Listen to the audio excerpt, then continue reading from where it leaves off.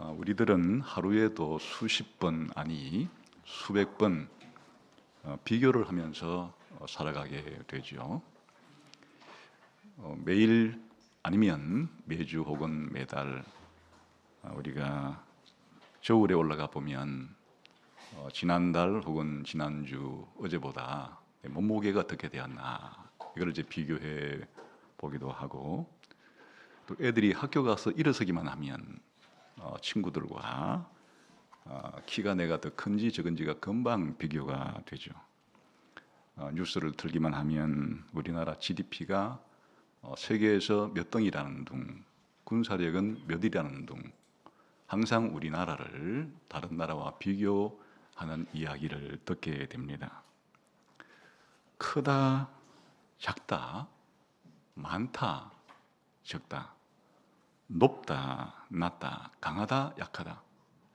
이 모든 것은 비교에 의해서 크고 강하고 높고 이런 것들을 그렇게 알 수 있습니다. 그렇기 때문에 이 비교한다고 하는 것은 우리가 살아가는데 가장 기본적인 활동 가운데 하나이고, 또 사실은 비교를 해야 우리는 이해를 하게 됩니다.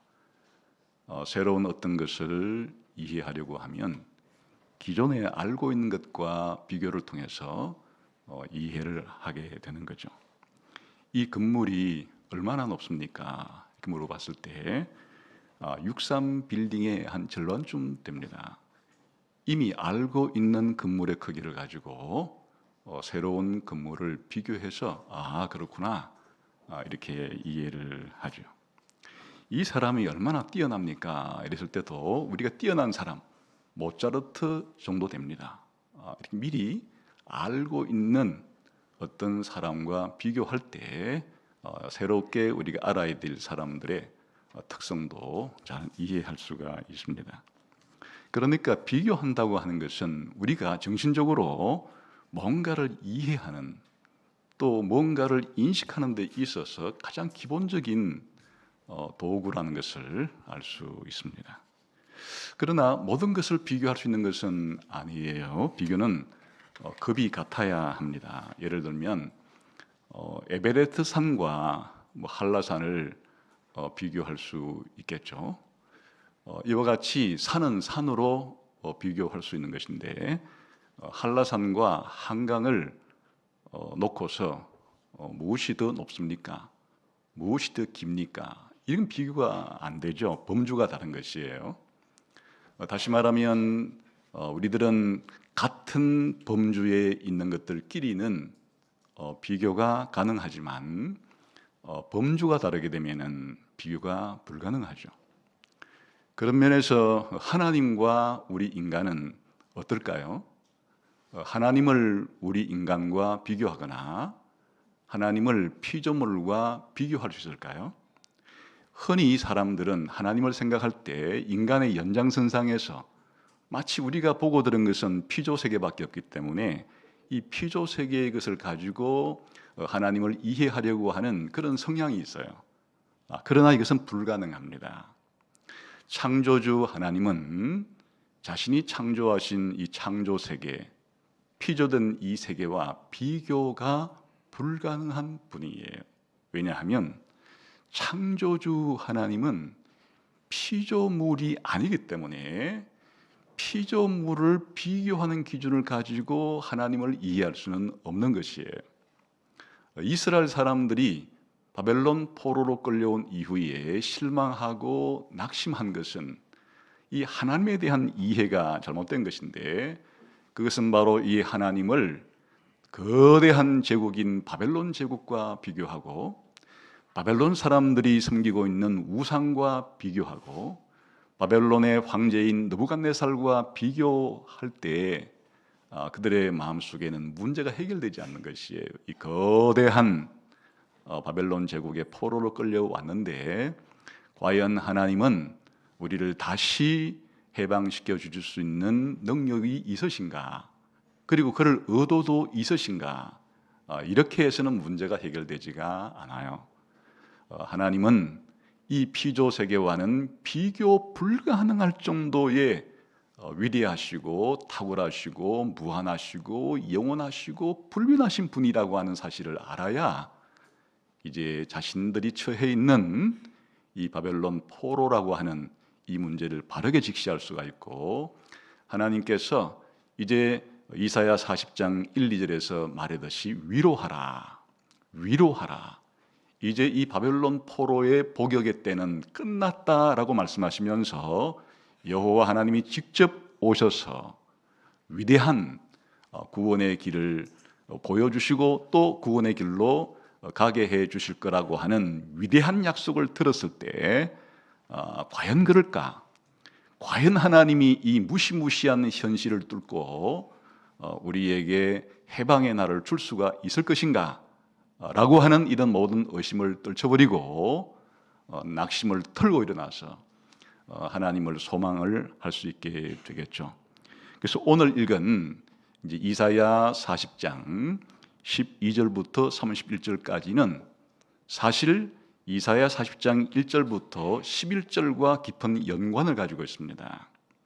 이 이사야서의 구조는 1장부터 39장까지가 전반부고 40장부터 마지막 60장까지가 후반부라고 할 수가 있는데, 이 전반부의 이야기는 심판에 대한 이야기로 끝이 납니다.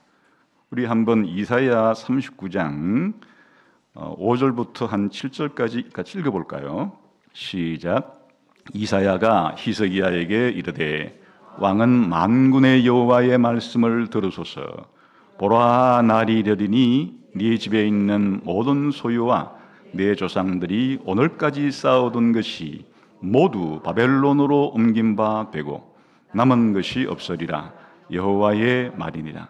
또 네게서 태어날 자손 중에서 몇이 사로잡혀 바벨론 왕궁의 환관이 되게 하리라 하셨나이다 하니, 지금 이사야서의 이 전반부의 이야기는 이스라엘 사람들의 불순종과 죄의 결과로 하나님께서 바벨론 포로로 잡혀가도록 이 예루살렘 성과 성전은 파괴되고 다윗의 왕가는 중단되고 이스라엘 사람들과 이스라엘의 왕가들의 중요한 사람들이 바벨론으로 포로로 끌려가게 될 거라 하는 이야기로 이사야서의 전반부 예언이 끝이 나게 됩니다.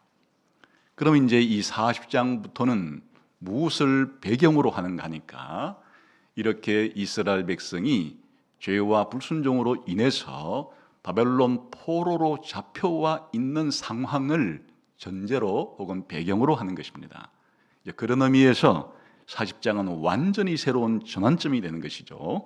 40장 1, 2절 봅시다. 시작. 너희의 하나님이 이르시되 너희는 위로하라. 내 백성을 위로하라. 너희는 예루살렘의 마음에 닿도록 말하며 그것에게 외치라. 그 노역의 때가 끝났고 그 죄악이 사함을 받았느니라. 그의 모든 죄로 말미암아 여호와의 손에서 벌을 배나 받았느니라 할지니라 하시니라. 이제 위로의 선포를 해 주라는 것이에요. 위로하라, 위로하라. 그런데 하나님께서 주시는 이 놀라운 위로를 과연 하나님이 그렇게 할 수 있는 능력이 있으신가? 혹은 이런 위로를 우리가 받을 만한 근거가 있는 것인가? 이런 물음에 대해서 하나님이 약속한 이 위로는 확실하다. 하나님의 이 위로는 반드시 일어날 것이다 라고 하는 그 확신의 근거를 이제 제시해 주는 것이 40장 12절부터 31절까지예요. 위로의 약속, 달리 말하면 이 구원의 약속을 반드시 하나님은 지키실 것이고 지키실 능력이 있으시기 때문에 염려하지 말고 낙심하지 말고 하나님의 이 위로를 받아들이고 위로를 받으면서 소망을 가져라 하기 위해서 하나님을 소개하는 겁니다. 그래서 어떤 하나님을 소개하는가 하면 비교 불가능한 하나님을 소개해요. 바벨론과는 뭐 비교할 것도 없지만은 온 이 하나님이 창조하신 피조 세계 전부와 비교할 때 비교가 불가능할 시 크신 하나님을 소개함으로써 하나님은 이 위로의 약속을 반드시 지켜주실 거라고 하는 확신을 주는 겁니다. 그래서 오늘 우리가 함께 살펴보려고 하는 12절부터 13절은 14절까지는 두 가지의 비교 불가능한 하나님에 대해서 소개를 하는데요. 12절은 하나님이 창조하신 물리세계, 이 물리적인 피조 세계와 비교가 불가능한 하나님을 말하고 있고, 13절과 14절은 인격적인 피조 세계, 지성을 가지고 있고 의지를 가지고 있는 또 도덕적인 이런 인격적인 존재들과 비교 불가능하신 하나님을 소개함으로써 이스라엘 사람들에게 위로의 근거를 제시해 주고 있습니다. 먼저 12절부터 한번 살펴보도록 하죠. 우리 같이 한번 12절을 다 같이 읽어보겠습니다. 시작. 누가 손바닥으로 바닷물을 헤아렸으며 뺨으로 하늘을 재었으며 땅에 티끌을 되에 담아 보았으며 접시 저울로 산들을 막대 저울로 언덕을 달아 보았으랴. 5가지의 행동이 나오는데 누가라는 말로 시작하면서 누가 이렇게 청량할 수가 있느냐? 답은 이미 정해졌어요. 아무도, 피조 세계에 아무도 이런 행동을 할 수는 없다. 그럼 누가 이렇게 할 수 있느냐? 비교 불가능하신 하나님이 이런 일들을 하시는 분으로서 하나님은 근본적으로 이 피조 세계와는 다르신 그러한 위대하신 분이라는 것을 이제 말하는 데 목적이 있습니다. 그 5가지의 청량은 모두 다 인간이 가진 청량 도구로서는 청량 불가능할 정도로 어마어마하게 큰 대상들이에요. 그러나 하나님께서는 인간이 가장 작은 것을 청량하는 그런 기준을 가지고서도 이 어마어마한 인간이 청량 불가한 것들을 청량하실 수 있는, 다시 말하면 이런 피조 세계와는 완전히 다른 그런 분이라는 사실을 말하고 있습니다. 첫 번째 한번 볼까요? 누가 손바닥으로 바닷물을 청량을 했느냐? 누가 손바닥으로 바닷물을 헤아렸느냐? 여러분이 손바닥으로 오므리면 한 모금 정도의 물을 우리가 담을 수 있죠. 그러니까 컵이 없을 때 우리가 수돗물 같은 것도 손바닥에 담아가지고 혹은 등산 같은 데 하다가 솔솔 솟아나는 그런 샘물을 발견했을 때 손바닥으로 딱 담아서 한 모금 정도 마실 수 있는 정도만 우리는 손바닥으로 담을 수가 있죠. 근데 이 지구에 있는 모든 바닷물을 무엇으로 담을 수가 있을까요? 그 담을 수 있는 그런 용기는 사실은 없죠. 이 지구의 모든 바닷물, 태평양, 대서양, 인도양, 북극해, 남극해의 모든 바닷물의 총량을 대충 계산해 보게 되면 약 13억 세제곱킬로미터라 그러는데, 이렇게 말해서는 이게 잘 피부에 와닿지를 않아요. 수도꼭지를 탁 틀었을 때 1분 동안 담으면 그게 한 12리터 정도 된다고 하니까 이 지구에 있는 모든 바닷물을 다 담으려면 수도꼭지를 2000조년 틀어야 된다나 만다나 하여튼 정확한 계산은 못 해봤지만은, 그러니까 이 바닷물을 우리가 청량하거나 담는 것은 사실은 우리 인간의 청량 도구로서는 불가능한 일에 가까운 것인데, 하나님은 손바닥으로 이 바닷물을 담으실 수 있다. 하나님의 손바닥 안에 태평양, 대서양, 인도양, 북극해, 남극해의 모든 바닷물이 하나님의 손바닥 안에 다 담길 수가 있다. 두 번째, 다시 한번 읽어볼까요? 두 번째 다시 시작. 누가 손바닥으로 바닷물을 헤아렸으며 뼘으로 하늘을 재었으며. 이 하늘을 잰다고 하는 것은 오늘날로 말하면 이 우주 전체를 지금 하늘로 표현하고 있는 것이니까 이거를 재는데 하나님은 뼘으로 이 하늘을 우주를 재시는 분이다. 이 뼘이라는 것은 엄지손가락부터 새끼손가락이 쫙 폈을 때 이걸 이제 한 뼘이라 그러죠. 대개 우리가 작은 것을 잴 때는 뼘으로 재죠. 이렇게 이 뼘의 길이는 사람마다 손이 큰 손이 있고 작은 손이 있으니까 뭐 차이는 있겠지만은 20cm, 21cm, 22cm, 23cm 정도. 그러니까 기억하기 좋다 그러면 한 20cm 정도로 생각을 해본다 그러면 그거는 그냥 가장 작은 것을 잴 때나 뼘으로 재는데 이 우주의 크기를, 이 하늘의 크기를 현대 천문학에서는 930억 년 크기라 이렇게 말해요. 맞는지 안 맞는지 확인할 길은 없지만 아무튼 현대 천문학은 그 정도 크다고 말하는데, 광년이라는 게 무엇입니까? 빛이 1년 동안 간다는 글인데 빛이 1초 만에 지구를 7바퀴 반을 도는 그 빛의 속도로 1년을 가고 10년을 가고 1억 년을 가고 900억 년을 가고 930억 년을 가야 우리가 살고 있는 하나님이 만드신 이 우주의 크기라는 것인데, 그걸 하나님께서는 한 뼘으로 하늘을 지을 수 있는 분이다. 피조물은 불가능하지만 하나님은 한 뼘으로 이 하늘을 재시는 분이시다. 하나님을 우리 인간적인 차원에서 상상하지 말라고 하는 뜻이겠죠.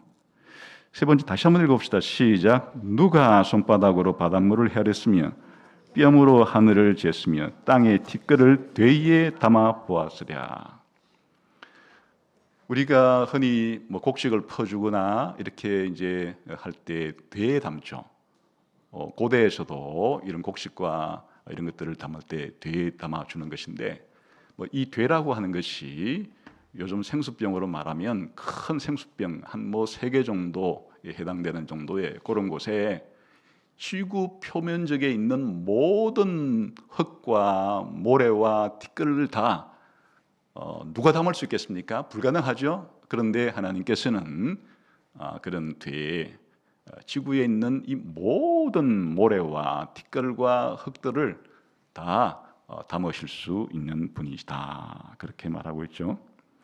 네 번째, 다섯 번째는 접시 저울로 막대 저울로 산들과 언덕들을 단다. 이건 이제 지표면에서 높이 솟은 것을 산이라 부르고 조금 덜 높이 솟은 것을 언덕이라고 부르니까 뭐 큰 산과 작은 산, 다시 말하면 지표면에서 우리가 보고 있는 모든 이런 산들을 우리가 시장에서 가게 되면 곡식과 혹은 과일들을 달아줄 때 쓰는 그러한 접시 위에 누가 이 모든 지구산의 산맥들을 혹은 산들을 달아서 저울을 위에 올려서 달 사람이 있겠습니까? 그러나 하나님께서는 이런 저울들을 사용해서 지구상에 있는 모든 산들과 작은 산들을, 큰 산과 작은 산들을 그렇게 잴 수 있으신 분이시다. 이것은 하나님이 크다고 하는 것이 아니에요.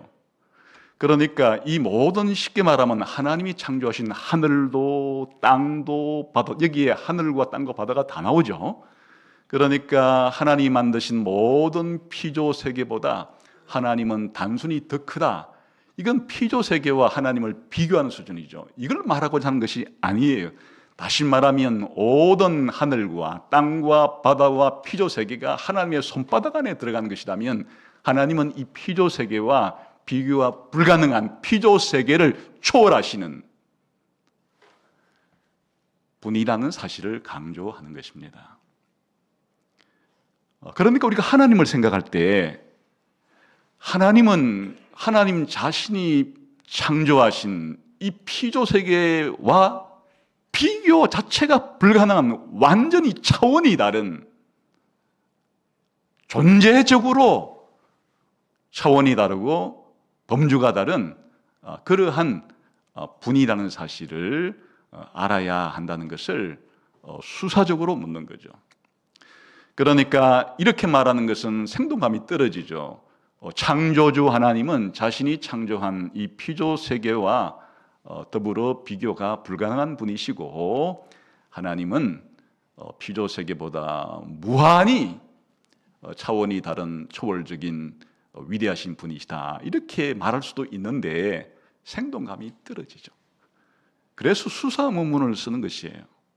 이 수사 의문문은 몰라서 묻는 의문이 아니고 다 이렇게 질문을 던지는 사람이 그 대답을 알고 있는데 이 청중들로 하여금 이런 사실을 일깨워주기 위해서 평상시 이런 생각을 잘 안 하고 살기 때문에 하나님이 얼마나 위대하시고 모든 피조물을 초월하시는 분이신지에 대해서 감각을 일깨워주기 위해서 이와 같은 대조를 사용해서 하나님이 무한하신, 영원하신, 불변하신 우리의 피조 세계와는 그냥 비교의 범주가 아닌 완전히 초월적인, 그래서 시각적으로 말하면 하나님이 바닷물을 손에 담을 수 있고 하나님이 우주를 손에 담을 수 있는 그러한 분이시다라고 묘사를 하고 있는 것입니다.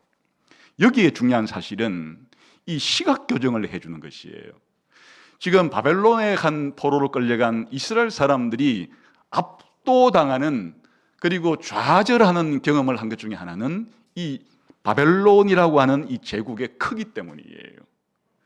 당대의 바벨론 제국은 세계 최강의 제국이었는데 옛날 이스라엘 사람들이 살고 있던 예루살렘과는 비교가 되지 않는 엄청난 그런 제국의 도시예요. 그래서 바벨론을 둘러싸고 있는 그런 성벽들은 고개를 아플 정도로 오래다봐야, 그리고 그 성벽의 두께가 마차 부대가 동시에 진행할 수 있도록 거대한 성벽 속에서 넓은 성벽을 바라보면서 이스라엘 사람이 느꼈을 그 좌절감, 그리고 그 도시 안에 엄청나게 큰 그런 신전들이 우뚝우뚝 솟아 있는 그런 것을 볼 때 자신들의 도시는 파괴됐고 자신들의 성전도 파괴됐고 이제 느부갓네살은 세계의 최강대국의 왕이지만은 하나님이 약속한 언약의 왕자인 다윗의 왕자는 중단된 이런 사실들을 볼 때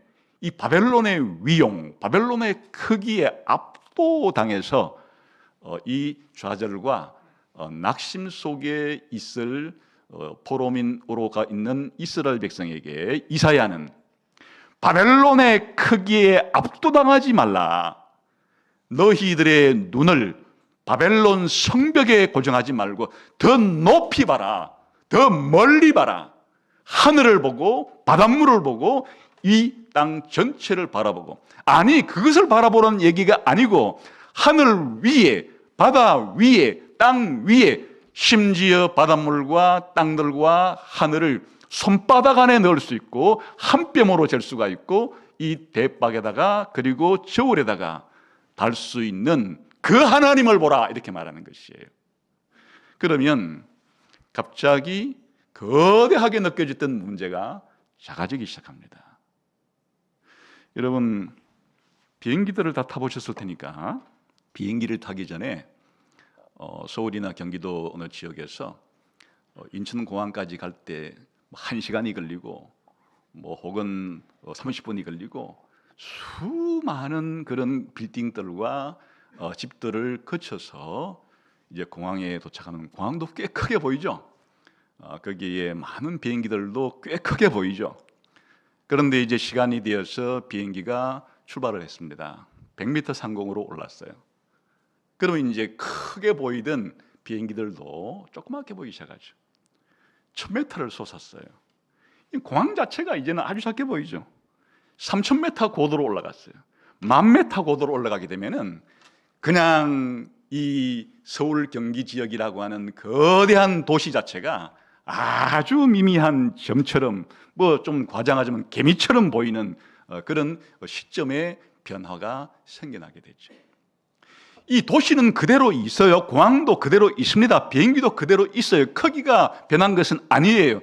그러나 시선이 바뀌게 됨으로써 거대하게 보이던 것들이 적게 보이는 겁니다. 다시 말하면 거대한 바벨론 제국과 거대한 바벨론의 그런 종교가 자신들의 삶을 비참하게 느껴지게 만들던 그새서부터 이 바닷물을 손바닥 안에 담을 수가 있고 이 하늘을 뼘으로 잴 수 있는 그 비교 불가능한 하나님의 눈으로 바벨론의 문제를 보게 되면 여전히 바벨론 거대한 제국이지만 이제 아무것도 아니네, 별것 아니네, 이렇게 되어진다 그 뜻이에요.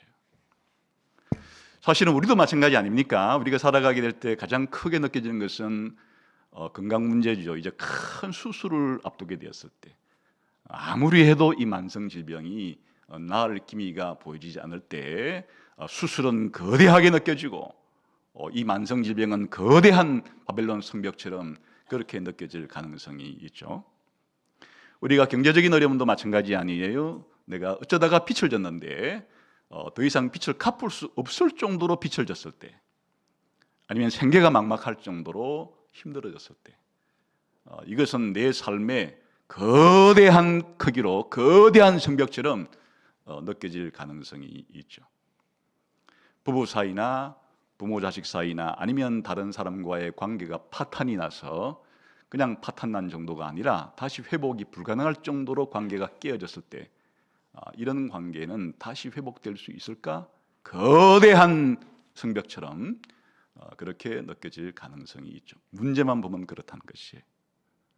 그런데 하나님의 시각으로 이 문제를 바라보게 되면, 시점이 바뀌게 되면은 내가 가지고 있는 그런 건강의 문제나 경제적인 문제나 관계의 악화라는 문제가 그대로 있어요.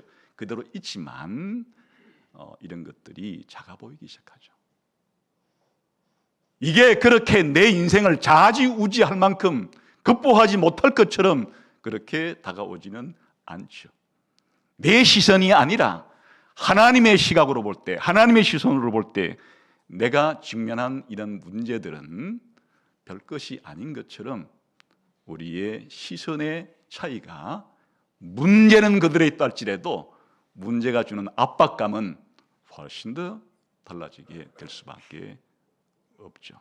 그래서 이사야는 이스라엘 백성을 향해서 너희가 바벨론 제국 느부갓네살 왕, 그리고 이 바벨론 제국이 섬기고 있는 수많은 이 신들의 압도당하여 왜 우리가 이런 고난을 겪게 되었을까?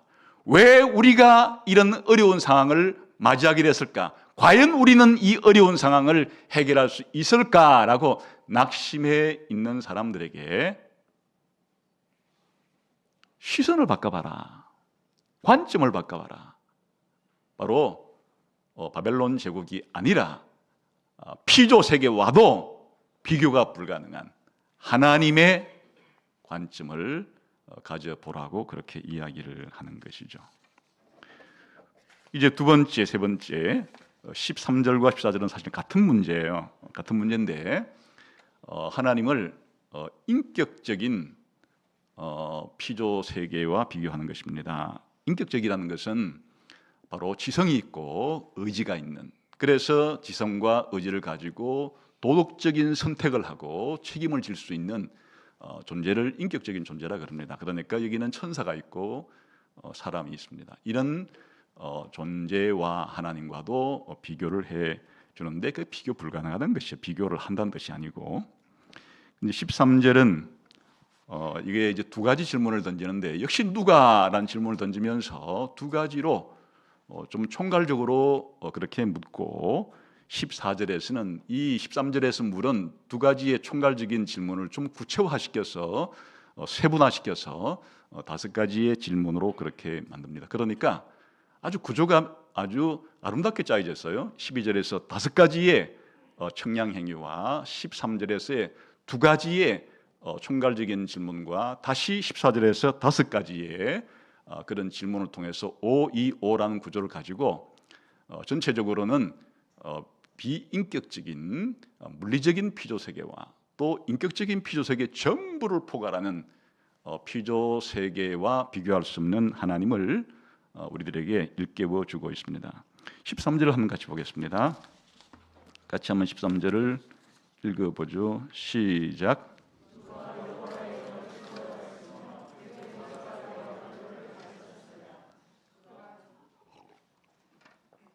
누가 여호와의 영을 지도하였으며 누가 여호와의 모사가 되어 여호와를 가르친 존재가 있었느냐 이렇게 이제 묻고 있죠.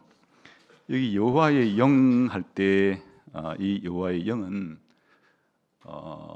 여호와 하나님의 그 내적 그런 상태를 사실은 말하겠죠. 우리 흔히 말하면 지성과 의지를 포괄하는 그러니까 하나님의 생각, 하나님의 계획, 하나님의 판단 등등 하나님의 지성과 하나님의 의지를 다 포함하는 그것을 가리키는 게 이제 여호와의 영이에요.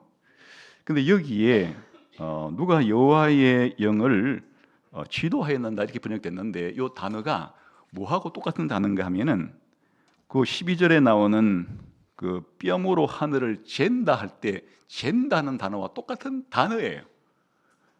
그러니까 이렇게 지도한다고 번역하기보다 같은 단어니까 같이 번역하게 되면 누가 여호와의 영을 잴 수 있는 죄느냐 이런 뜻이에요.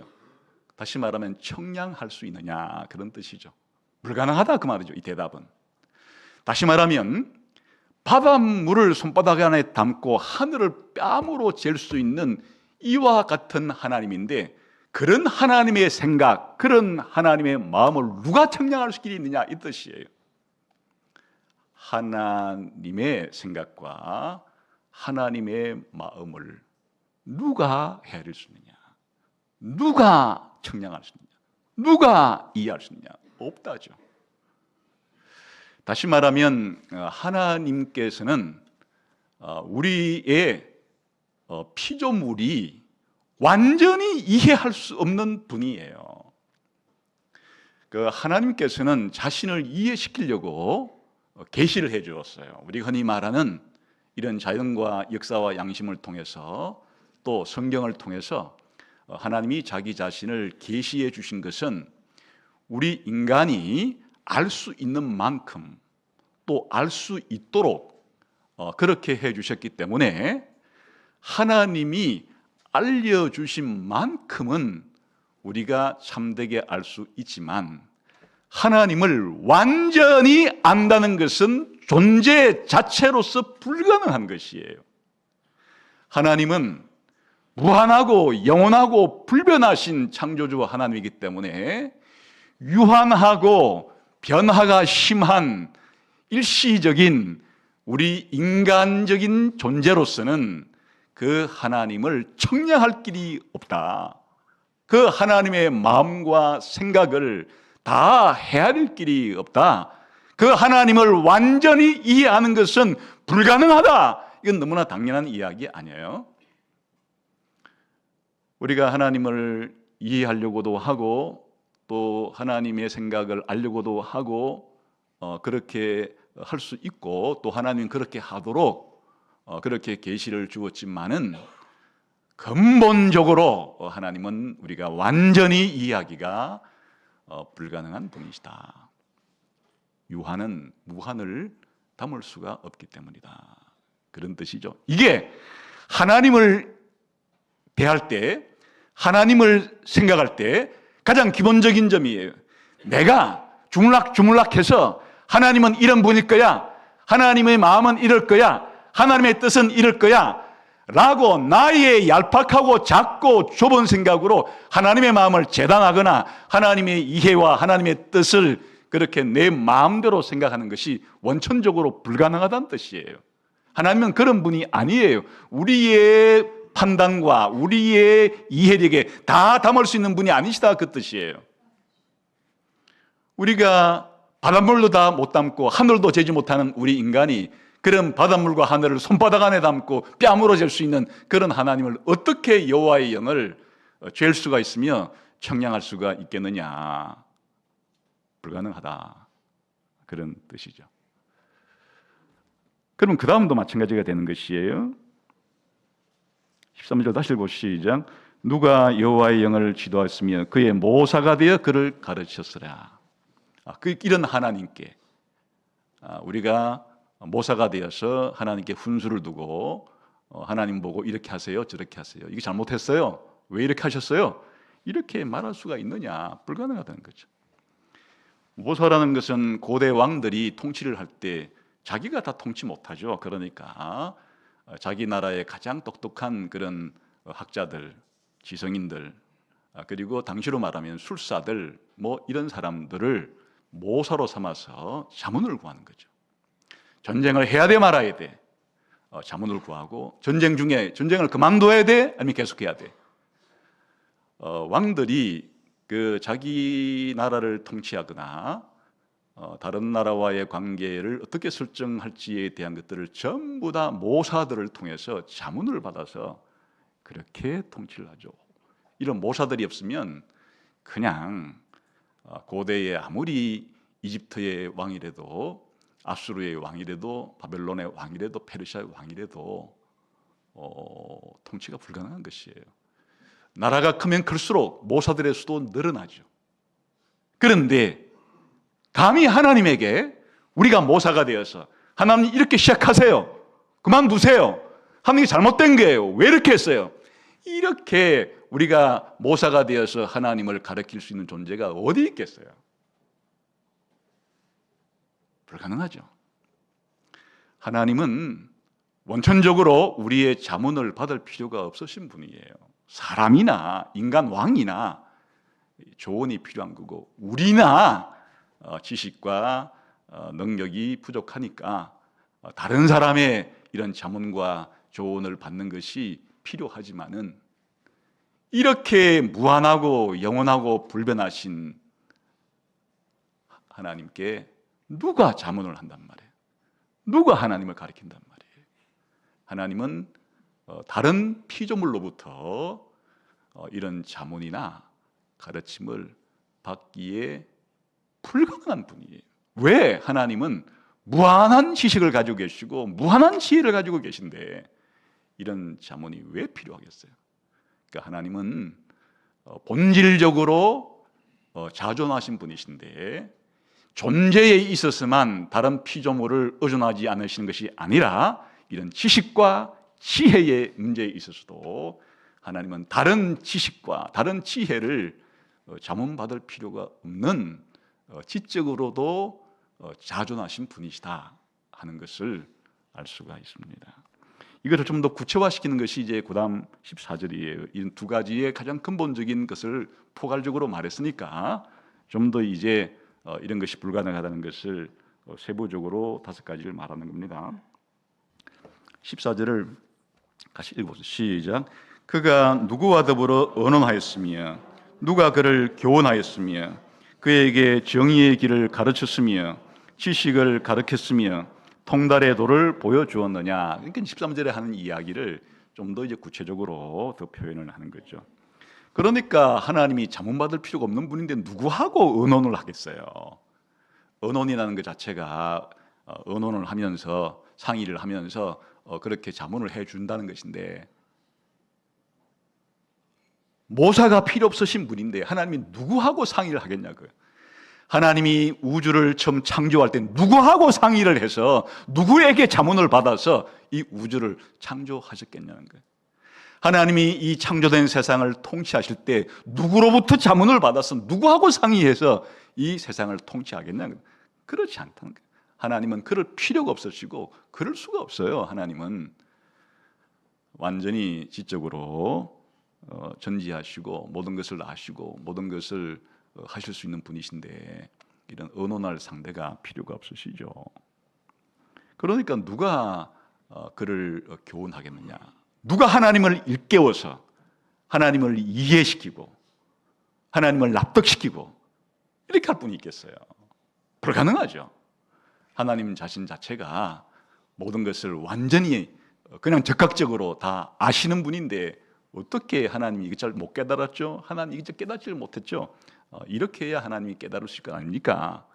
이렇게 하나님을 가르칠 사람이 어디 있겠냐 그 말이에요. 더 구체적으로 말하면 그에게 정의의 길을 가르칠 사람이 누가 있겠냐. 정의라는 것은 옳고 그름이죠. 누가 하나님께 이렇게 해야 옳은 것이고 이렇게 해야 잘못된 것이라고 하는 도덕적으로 이것이 옳고 이것이 나쁘다는, 누가 하나님께 가르칠 사람이 있어요? 하나님 자신이 바로 정의의 원천이셔서 하나님의 판단과 결정이 바로 불의와 공의의 기준이 되시는 분이신데, 하나님의 뜻대로 사는 것이 정이고 하나님의 뜻을 불순종하는 것이 불인데, 누가 하나님께 이것이 옳고 이것이 그러다고 그렇게 가르쳐 줄 사람이 있겠습니까? 없죠.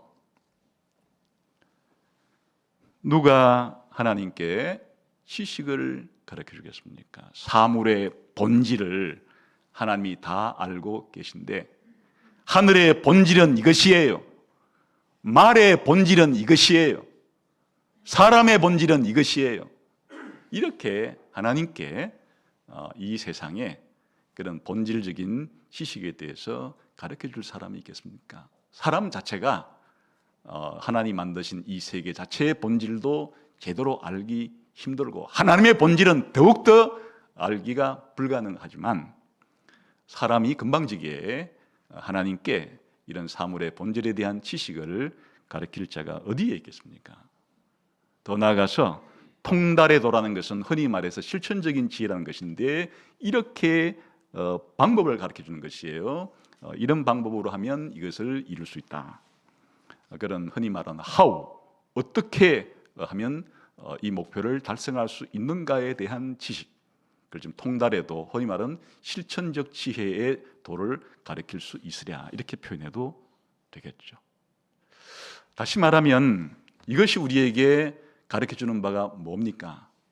하나님은 모든 것을 이미 다 아시고 또 어떻게 해야 할지도 아시는 분이시고, 무엇이 옳고 그른지도 완벽하게 아시는 분이기 때문에 우리 인간이 하나님께 그렇게 훈수를 둘 수 없을 뿐 아니라, 거꾸로 이스라엘 백성들이 직면한 문제는 자기들의 이 상황에 대해서 이해할 수 없다. 하나님이 왜 이렇게 이런 상황을 허용하시는지를 이해할 수 없다. 왜 하나님이 우리에게 저 바벨론 악질 나라에게 패망을 하게 했을까? 물론 우리도 그렇게 잘 산 것은 아니지만 우리가 훨씬 더 나쁜 저 바벨론에게 왜 우리를 망하게 했을까? 왜 우리를 여기 포로를 잡혀가게 했을까? 이게 하나님의 이 의도, 하나님의 이런 도덕적인 행동에 대해서 받아들이기가 힘들다, 이렇게 하니까 낙심되는 게 아니에요? 그러지 말라는 것이에요.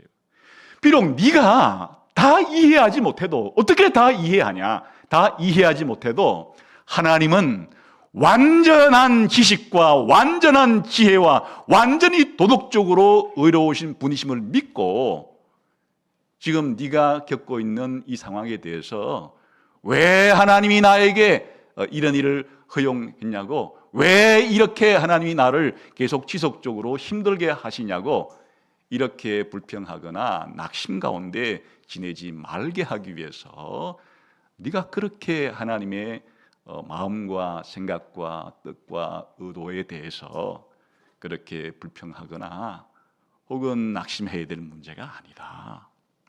하나님은 우리 인간과 이 피조 세계의 어떤 인격적인 존재와도 비교 불가능한 분이 아니냐. 하나님은 모든 것을 완전하고도 완벽하게 아시고 이런 지식과 지혜와 그리고 완벽한 도덕성을 가지고 계신 분이시기 때문에 하나님이 하신 일에 실수가 있겠나? 하나님이 하실 일에 틀림이 있겠나? 라고 낙심 중에 있는 이스라엘 백성 사람들, 혹은 우리도 마찬가지죠. 우리가 이런 질문을 던질 때는 우리가 큰 일을 겪었을 때죠. 평상시 건강할 때 이런 질문을 잘 안 던지게 되죠.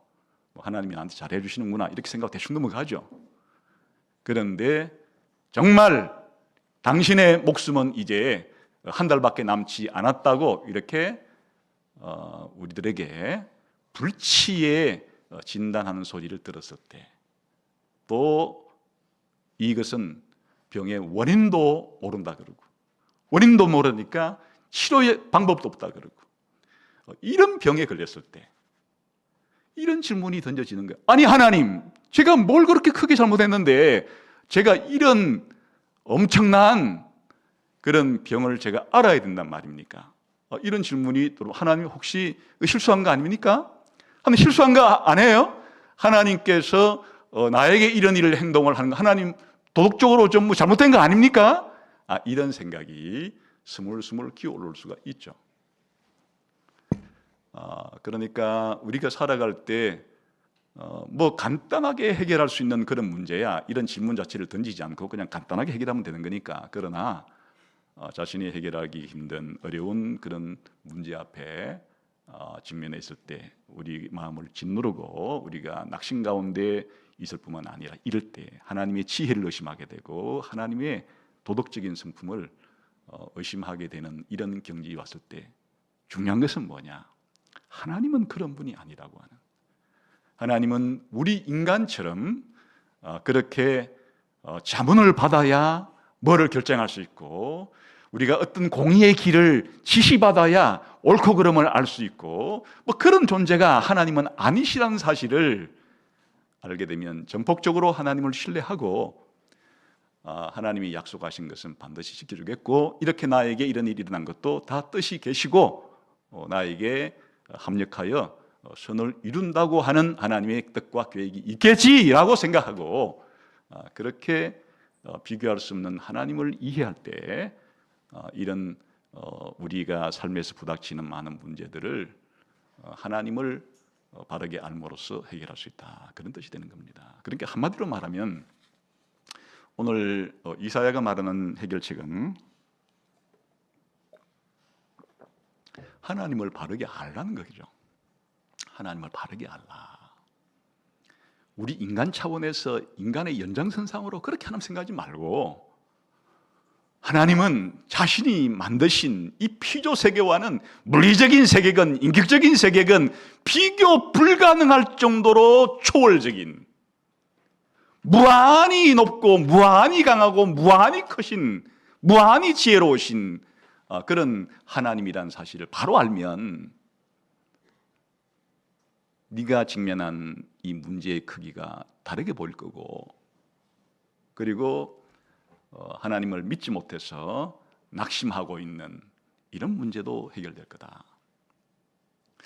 여러분, 이 성경은 이 세상의 온갖 지식을 가르쳐주는 백과사전이 아니에요. 어떤 사람들은 성경을 잘못 알고 있어요. 성경 속에는 우리가 이 땅을 살아가는데 온갖 것이 빠짐없이 다 들었다고 말하는 사람이 있는데, 그러면서 건강식, 하나님이 에스겔에게 주신 그 몇 년 동안 그 누워서 지낼 때 뭐 밀 뭐 이런 거 배합을 해준 것만 먹으면 사실은 뭐 몇 년씩은 그렇게 건강식을 유지할 수 있어. 그러니까 하나님이 이미 어떻게 건강한 법도 성경에 다 알려주었어. 이 얼마나 유치한 생각이. 하나님이 성경에서 식이요법을 말을 해 주었어요? 그게 아니에요. 우리가 이 세상을 살아가는 데 필요한 모든 지식들은 백과사전 속에 있죠. 그 백과사전 속에서 이 수천 년 동안 우리의 관찰과 우리의 경험과 우리의 연구를 통해서 이 세상을 살아가는데 우리가 어떻게 먹어야 하고 또 입어야 하고 집을 짓고 살아야 하고 건강을 유지해야 하고 다른 대인관계를 유지해야 하고 이런 온갖 이 땅을 살아가는 데 필요한 지식들을 하나님이 성경에 이 좁은 이 분량 안에 담아놓은 게 아니에요. 성경은 그런 지식을 담아놓은 백과사전이 아닙니다. 구원의 책이고 바로 이 구원을 주시는 하나님에 대한 책이에요. 하나님이 자기 자신을 소개한 책이에요. 그냥 하나님의 자서전이에요. 하나님에 대해서 알려주는 책이에요. 이 지식이 우리에게 너무나 중요한 지식이에요. 물론 우리가 컴퓨터를 쓸 때 컴퓨터 매뉴얼을 잘 알아야 이 고장났을 때 고칠 수도 있고, 핸드폰을 쓸 때 핸드폰 매뉴얼을 잘 알아야 핸드폰을 능숙하게 쓸 수 있는 것은 맞죠. 우리가 금융 지식을 잘 알아야 그래도 우리가 이 땅을 살아가는데 경제적으로 실패하지 않고 잘 살아갈 수 있는 지식들이 이 세상에 있죠. 그런 지식이 무용한 것이 아니죠. 그러니까 우리는 그런 지식도 알아야 될 필요가 있어요. 그런데 성경은 그런 것에 관한 지식이 아니라 이 세상을 창조하고 인간을 창조하고 이 세상을 통치하고 장차 모든 죄에 대해서 심판하고 영원한 구원을 이루실 그 하나님의 일과 그런 일을 하시기에 합당한 하나님의 성품에 대해서 우리에게 알려주는 책이에요. 그냥 성경을 읽는다? 하나님을 알기 위해서예요.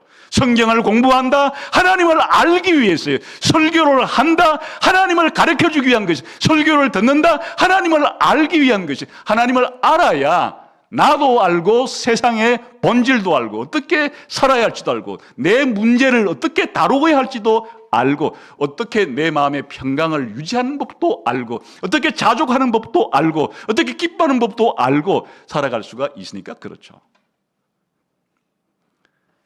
그래서 바벨론 포로로 잡혀와 있을 이 배경 속에 있는 백성들이 낙심하고 좌절하여서 하나님이 우리의 이 상황을 못 보시는 것은 아닌가, 모르시는 것은 아닌가, 이 문제를 해결할 수 없는 것은 아닌가, 온갖 의심과 낙심이 스물스물 올라오게 될 때 다른 것 가지고 해결할 수가 없어요. 바로 보라 너희의 하나님을, 너희의 하나님을 보라. 하나님께서는 비교 불가능하신 하나님, 우리 피조물을 무한히 초월해서 우리 모든 피조 세계를 손바닥 안에 담고 뺨으로 잴 수 있고 그리고 아무런 다른 자문이 필요 없으신 완전한 지식과 지혜와 능력과 완벽한 도덕성을 가지고 계신 그 하나님께서 이 세상을 통치하고 있으니까 그 하나님께서 구원과 심판의 역사를 행하고 있는 중이니까 이 세상의 악이라고 하는 이게 과연 해결될 수 있을까? 인간 사회에서 벌어지는 이런 전쟁들, 이런 질병들, 그리고 마치 악한 자가 세상을 뒤집어 엎어버려서 선한 사람들이 숨을 구멍을 찾아야 되는 이런 세상이 과연 앞으로 공의로운 세상이 될 수가 있을까? 과연 내가 부활할 수가 있을까? 과연 영원한 하나님의 나라가 이 땅에 완성될 수 있을까? 하나님을 모르니까 이런 의심이 드는 것이에요.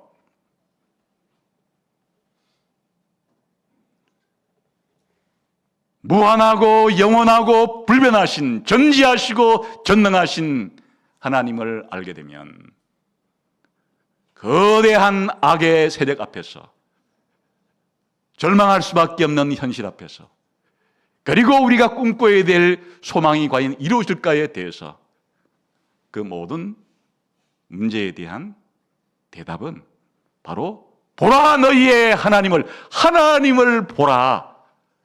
이게 이사야가 하나님께서 이사야를 통해서 주시는 하나님의 해결책입니다. 그러므로 여러분 우리가 성경을 읽고 예배를 드리고 살아가는 것이 잡다하게 생각하지 마시고 바로 이와 같은 비교 불가능한 하나님을 바로 알아서 그 하나님과 바른 관계를 맺으면서 살아가기 위해서 성경 읽고 성경을 공부하고 설교하고 설교를 듣고 이렇게 하는 것이 필요한 것이로구나. 그래서 바로 성경을 읽고 예배를 드리고 기도를 하고 하는 이 모든 것들은 보라 너희의 하나님을 보라. 오늘 이사야는 비교 불가능한 하나님을 보라. 비교 불가능한 하나님을 알라. 그러면 너희가 크게 생각했던 이 문제가 상대화되고 너희가 낙심 가운데서 소망을 가지게 될 것이다. 이것이 여러분의 해결책이 되시기를 주님의 이름으로 축원합니다. 기도하겠습니다.